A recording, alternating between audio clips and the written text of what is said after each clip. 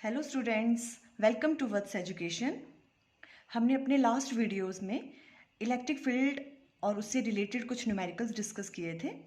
अभी आज हम स्टार्ट कर रहे हैं electric dipole. Okay, electric dipole होता क्या है? A pair of equal and opposite charges separated by a small distance is called an electric dipole.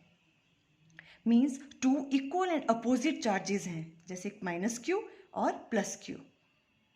Equal and opposite charges हैं। मैग्नीट्यूड में क्या होंगे? दोनों चार्जेस सेम होंगे बट अपोजिट हैं ये दोनों, एक माइनस है तो दूसरा प्लस है।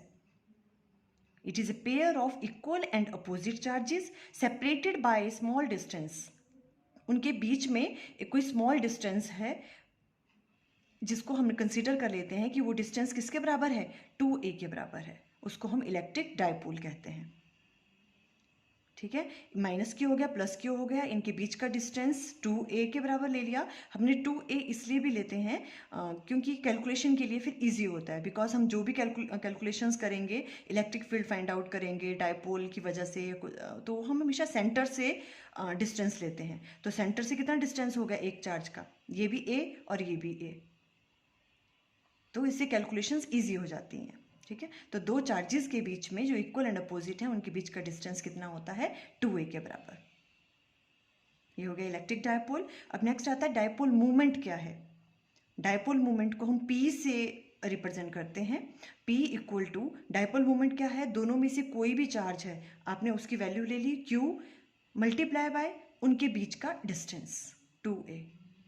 तो डायपोल मूवमेंट क्या हो गई? p equal to q into 2a, distance between two charges.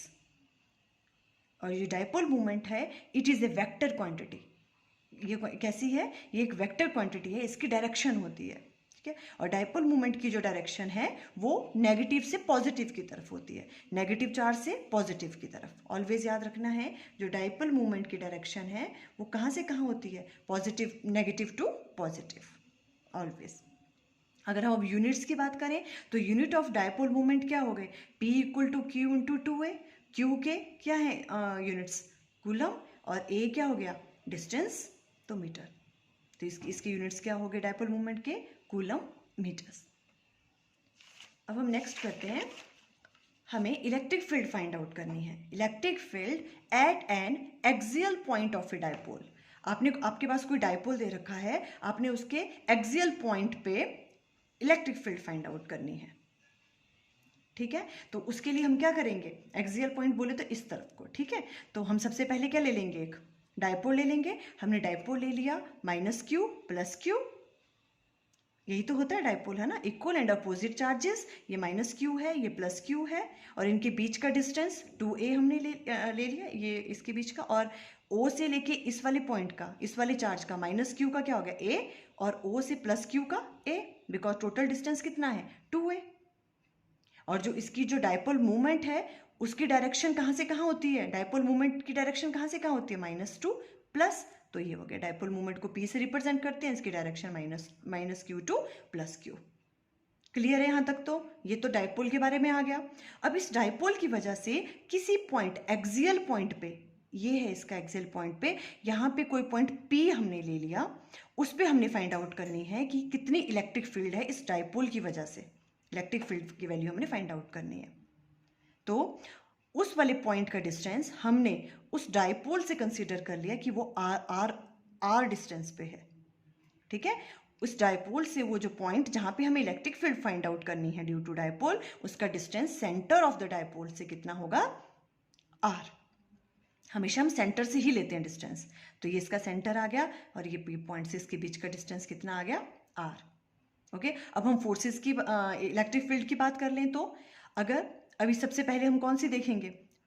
Plus Q की वजह से। प्लस क्यू की वजह से इस वाले पॉइंट पे जो इलेक्ट्रिक फील्ड लगेगी वो कैसे लगेगी? इस डायरेक्शन में, अवे फ्रॉम चार्ज।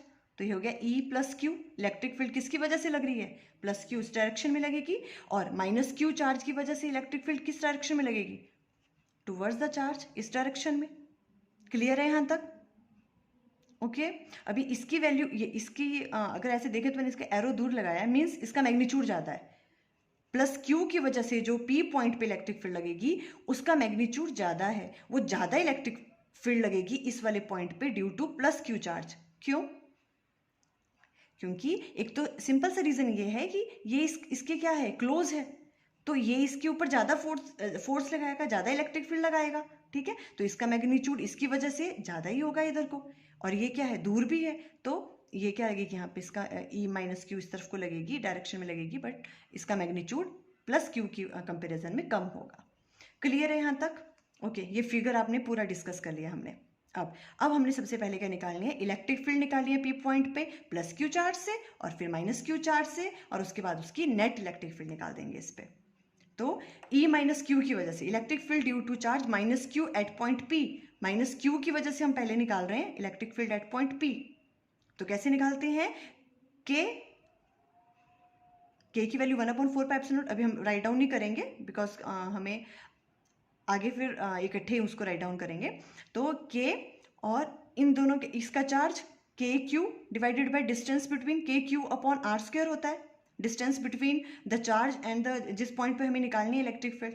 ठीक है, तो के क्यू अपॉन इनके बीच का डिस्टेंस, देखो इसके और इसके बीच का डिस्टेंस हमें फाइंड आउट करना है। हमें पता है सेंटर से लेके इस पॉइंट तक का डिस्टेंस कितना है, आर, पर हमें तो ये वाला डिस्टेंस नहीं चाहिए, हमें तो यहाँ से चाहिए। ठीक है, तो ये वाला क्या होगा, आर प्लस ये वाला डिस्टेंस कितना है, ए, तो आर प्लस ए, तो ये डिस्टेंस आ गया आर प्लस ए का स्क्वायर, इनके बीच का डिस्टेंस निकल गया यहाँ पे। माइनस क्यू की वजह से इलेक्ट्रिक फील्ड, अब हम निकालेंगे electric field due to charge plus Q at point P, plus Q की वजह से कितनी इलेक्ट्रिक फील्ड निकलेगी यहाँ पे, same formula, K Q divided by distance between, इसके और इसके बीच का डिस्टेंस निकालना है हमें, पर हमारे पास तो डिस्टेंस कहाँ से कहाँ तक है, सेंटर से लेके दिस वन, हमारे पास तो ये डिस्टेंस है, पर अब हमें तो कौन सा डिस्टेंस चाहिए, सिंपल इतना डिस्टेंस चाहिए। तो इस वाले आर में से हम क्या कम कर देंगे, ए, ये एक्स्ट्रा इसमें, तो आर माइनस ए, यहाँ से लेके यहाँ तक का डिस्टेंस निकालना है, तो आर माइनस ए का स्क्वायर। क्लियर हो गया यहाँ पे भी। अब हमें ई नेट निकालना है कि नेट इलेक्ट्रिक फील्ड कितनी लग रही है, ई प्लस क्यू की वजह से और माइनस ई माइनस क्यू की वजह से। ठीक है, बिकॉज ये क्या कर रहे हैं, अपोजिट डायरेक्शन में है, पर इसका मैग्नीट्यूड क्या है, ज्यादा है, तो हमने ई प्लस क्यू में से किसको माइनस कर दिया, जो माइनस क्यू की वजह से लग रही थी, क्योंकि इसका मैग्नीट्यूड ज्यादा था, तो इसको इससे माइनस किया, तो सिंपल इसकी वैल्यू पुट की, इसकी वैल्यू पुट की, माइनस किया इनको, के क्यू सेम है दोनों जगह, बाहर निकाल दिया हमने। ठीक है, और यहाँ पे हमने एलसीएम लेके R square minus A square का, ये सिंपल मैथमेटिक्स है। ठीक है, और ई नेट कितना निकल गया, के क्यू, हमने ये इसका ओपन किया स्क्वायर, तो ये सब कैंसिल आउट हो गया, जो हमारे पास रिमेनिंग आ गया वो है 4a R divided by R square minus A square का स्क्वायर। ठीक है, तो अब ई नेट की जगह हम ई एक्सियल लिख रहे हैं, क्योंकि हम एक्सियल पॉइंट पे निकाल रहे हैं। ठीक है, तो हमने इसको नाम दे दिया ई एक्सियल इक्वल टू के की वैल्यू हमने फिल कर लिया, अब 1/4πε0। ठीक है, क्यू को अंदर ले गए और इस 4 को, इसको हमने ब्रेक करके लिख दिया, 2 मल्टीप्लाई बाय 2a बनेगा, 2a। ठीक है, और इस क्यू को इसके साथ राइट डाउन कर लिया जो बाहर था, और आर वैसे ही रह गया डिवाइड। ये क्लियर हुआ स्टेप। ये क्यों किया हमने, बिकॉज यहां से हमें एक चीज पता लग रही है, 2a और q, चार्ज और उन दोनों के बीच का, चार्जेस के बीच का डिस्टेंस, ये क्या होता है, ये तो डायपोल मूवमेंट है। ठीक है, तो q इंटू 2a को हम क्या राइट डाउन कर सकते हैं, डायपोल मूवमेंट p से, तो 1/4πε0 2p, ये p आ गया इसकी जगह, और यहाँ पे r वैसे ही, और divided by R square minus A square का स्क्वायर। क्लियर है यहाँ तक? ओके, अब ये निकल गया एक्सियल पॉइंट पे आपके पास electric field due to a dipole. अब हम कंसीडर कर रहे हैं कि जो आपका डायपोल है वो क्या है, डायपोल बहुत छोटा है, बहुत स्मॉल है एज कंपेयर टू जहां पे हमें इलेक्ट्रिक फील्ड निकालनी है, वो वाले उस वाले पॉइंट से। मीन्स आर जो डिस्टेंस है आपका, जो आर वाला डिस्टेंस है ये वाला, ये बहुत बड़ा है एज कंपेयर टू ए के। ये तभी होगा जब डायपोल क्या है, बहुत ही स्मॉल है। ठीक है, तो डायपोल ये वाले जो ए है, ये वाला जो डिस्टेंस है, ये बहुत स्मॉल है एज कंपेयर टू इस वाले आर से, जिस पॉइंट पे आपको निकालनी है इलेक्ट्रिक फील्ड, अगर हम ये केस डिस्कस करते हैं तो आर के कंपैरिजन में ए क्या हो जाएगा, निगलेक्ट हो जाएगा, बिकॉज ए की वैल्यू बहुत ही कम ले रहे हैं हम, तो हम इसको निगलेक्ट कर देते हैं, तो इसकी वैल्यू 0 हो गई। अब अगर ऐसा होता है तो ई एक्सेल क्या बन गया, 1/4πε0 2πr डिवाइडेड बाय, ये 0 हो गया, तो आर स्क्वायर का स्क्वायर ये रह गया सिर्फ, तो r4। क्लियर है यहां तक? ओके, अब क्या हो गया, एक आर से एक आर कैंसर, तो ई एक्सेल पे आपके पास जो इलेक्ट्रिक फील्ड निकली वो निकली 1/4πε0 2p डिवाइडेड बाय r³। और अगर हम इसकी डायरेक्शन की बात करें तो टूवर्ड्स राइट, बिकॉज हमें पता है कि E प्लस क्यू की वजह से क्या था, मैग्नीट्यूड ज़्यादा था, तो जो नेट इलेक्ट्रिक फील्ड लगेगी इस पे, या अब आप उसको बोल सकते हो एक्सियल इलेक्ट्रिक फील्ड जो लगेगी P पॉइंट पे, वो किस डायरेक्शन में लग रही है, टूवर्ड्स राइट, और मीन्स इस डायरेक्शन में लग रही है। और इसी डायरेक्शन की तरफ तो क्या है, डायपोल मोमेंट की भी डायरेक्शन यही है, सेम डायरेक्शन में है दोनों। ठीक है, तो हम लिखते हैं electric field at any axial point of the dipole acts along the dipole axis from negative to positive charge, that is direction of dipole moment. दोनों की डायरेक्शन क्या हो रही है, सेम है, जब हम एक्सियल पॉइंट पे लेते हैं। क्लियर है? ओके, इस तरह की डेरिवेशन है, एक्चुअली ये बोर्ड एग्जाम्स में काफ़ी टाइम्स इसको पूछ लेते हैं, इस वाली डेरिवेशन को, तो आपने इस तरह से करना है। अभी हम नेक्स्ट ले रहे हैं पॉइंट, अभी हमने निकाला electric field at axial point पे डायपोल की वजह से, और अब हम निकालेंगे इक्वेटोरियल पॉइंट पे। इक्वेटोरियल पॉइंट पे कितनी इलेक्ट्रिक फील्ड निकलेगी, electric field at an equatorial point of a dipole. आपने उसके लिए दोबारा से कंसीडर कर दिया dipole minus Q plus Q, ठीक है, इनके बीच का डिस्टेंस 2a है, सेंटर से इसका a हो गया, सेंटर से इस वाले प्लस q का चार्ज a हो गया। क्लियर है यहां तक? अब आपने p पॉइंट यहां कंसीडर कर लिया, आपको इक्वेटोरियल पॉइंट पे निकालना है, तो p आपको यहां कंसीडर करना पड़ेगा, और सेंटर से लेके उस पॉइंट तक का डिस्टेंस आपको पता है, उसको हम क्या लेते हैं, r, ये r डिस्टेंस हो गया। क्लियर है यहां तक? ओके, अगर ये वाला r है और ये वाला डिस्टेंस a है, आप इस वाले डिस्टेंस को निकाल सकते हो, कैसे, पाइथागोरस थ्योरम से R square plus A square का स्क्वायर रूट। क्लियर है यहाँ पे कैसे फाइंड आउट किया हमने इसको? ओके, नेक्स्ट अब हम देखते हैं चार्जेस की डायरेक्शंस क्या क्या लगनी है। प्लस क्यू की वजह से इस पी पॉइंट पे अवे फ्रॉम द चार्ज लगेगी, तो ये डायरेक्शन क्या हो गई, ई प्लस क्यू की। ठीक है, अभी नेगेटिव चार्ज की वजह से पी पे कितनी लग रही है, टूवर्ड्स द चार्ज, तो इसकी डायरेक्शन ई माइनस क्यू की क्या होगी, इस तरफ को, ये ई माइनस क्यू। क्लियर, प्लस की वजह से ई प्लस क्यू इस तरफ को और ई माइनस क्यू इस तरफ को। क्लियर है ना? अभी अगर ये वाला एंगल थीटा है, ये एंगल थीटा है, अगर हम यहाँ से ड्रॉ करते हैं इधर से, ओके, अभी एक और चीज़ है, ये वाली फोर्स इधर को लग रही है, इधर को लग रही है, तो यहाँ पर क्या हो गया, ये रिजल्टेंट इधर को लगेगी। ठीक है, अगर ये एंगल थीटा है, ये एंगल थीटा है, ये पैरेलल लाइंस है, तो ये एंगल भी थीटा हो गया, ये भी थीटा हो गया। क्लियर है? कोई प्रॉब्लम? ऐसे ऐसे तो हमने बहुत सारे न्यूमेरिकल्स भी डिस्कस किए थे, ऐसे तो जब हमने इलेक्ट्रिक फील्ड के न्यूमेरिकल्स डिस्कस किए थे, तो ऐसे काफ़ी न्यूमेरिकल्स हम लोग डिस्कस पहले ही कर चुके हैं। ओके, अभी ये क्लियर होगी, पिक्चर क्लियर है आई थिंक।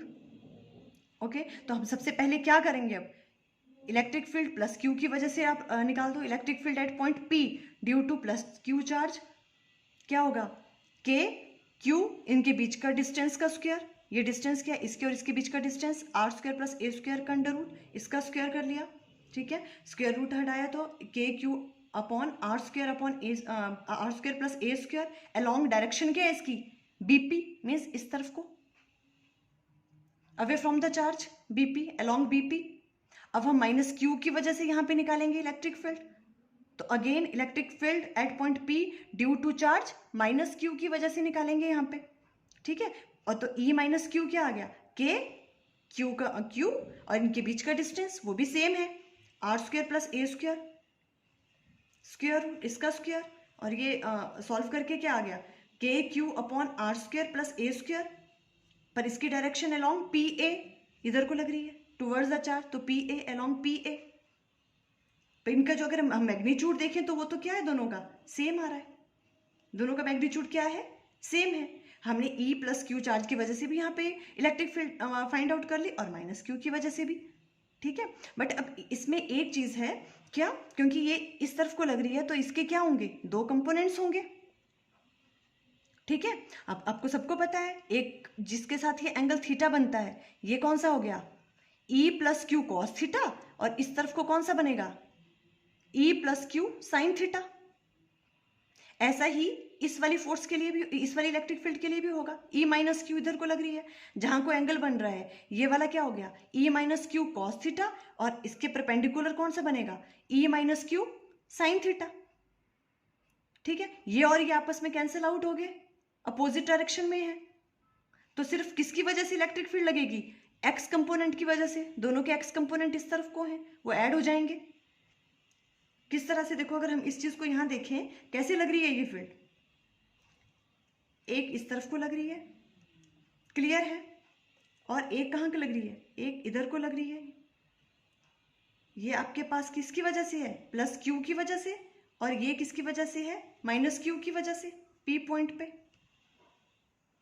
ठीक है, अब हमने क्या कहा, इसके क्या बनते हैं, दो कंपोनेंट बनेंगे जिसके साथ एंगल थीटा बन रहा है।